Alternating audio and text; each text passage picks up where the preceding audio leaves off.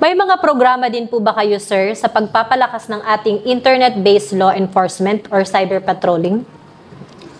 Yes, meron din tayong programa ukol dito. Gayon din, nagte-training tayo ng personnel sa probinsya ng Batangas, no? Sa tulong na rin ng ating anti-cybercrime group na makasabay tayo dito sa nangyayaring mga cybercrime attacks. So ano po, sir, ang programa para mas mapabilis ang pag-disseminate ng mga programa sa ating kapulisan at mga impormasyon na dapat malaman ng ating mga kababayan sa Batangas?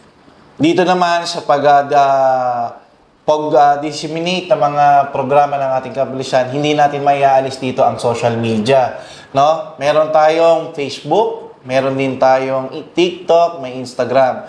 At the same time, papasok din dito ay ang ating pagbaba sa komunidad. Pwede nating ipasok dito yung Revitalized Police sa Barangay program, kung saan kada isang police ay may nakatokang barangay na kung saan doon nila ipinapahatig sa tulong na rin ng ating lokal na barangay chairman at sa mga kanyang kasamahan. Okay po, sir. So, kumusta naman po ang ating community engagement program na ginagawa ninyo para sa ating mga kababayan sa Batangas? Pagdating naman dito, sa abot ng aming makakaya, patuloy kaming nakikipagtulungan sa ating kababayan dito sa Batangas upang mapanatili ang kaayusan at katahimikan sa ating probinsya. Ang Community Engagement Program ng Batangas PPO ay patuloy ang pagtugon sa pangangailangan at hamon sa pamamagitan ng pagpapatupad ng mga proyekto at programang naglalayong mapalakas ang kaligtasan, kaunlaran at kapakanan ng bawat Batanggenyo. Ang layunin na ay hindi lamang sa pagtugon ng mga pang-araw-araw na pangangailangan ng komunidad, kundi pati na rin sa pagbubuo ng matibay na ugnayan, tiwala, sa pamagitan ng mga mamamayan, kapulisan, upang sa gayon, sama-sama nating maisulong ang isang mas ligtas, maunlad at makatarungang lipunan para sa lahat. Kabilang na rin dito ay ang Project Lucas, no? Or labanan, umaksyon, kausapin ang buong pamilya, abusadong rapist ay sama-samang pigilan, awareness program.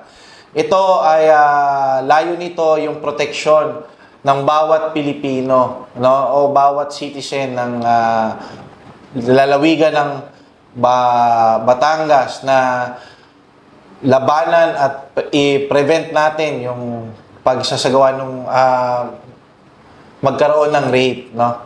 The project was cascaded ng PSB. Ito nga, doon sa Revitalized Police Barangay, laging police sa barangay ang ini-engage natin dito. Na sila ang responsable para magkaroon ng public awareness ang mga kababayan natin na nasa barangay. Lalo na kung may involve ito sa mga rape incidents.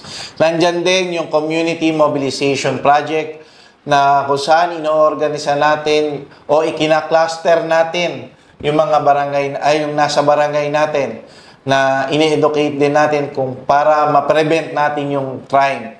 Dito tinetraining din natin sila na ma-enhance lalo na yung ating mga barangay tanods na kung saan sa arresting techniques, Pagdating naman dito sa ating community outreach at pagle-lecture din ng ating EO 70 in Batangas Provincial sa Batangas Province, particular nila yung GIDAS o yung Geographically Isolated Disadvantaged Areas. Para mas maging bigay linaw, yung mga sinasabi ko dito, hayaan po nating ipalabas o panoorin po natin ang ating audio-video presentation para mas makita po ng ating audience. Okay po, sir. Panoorin po natin.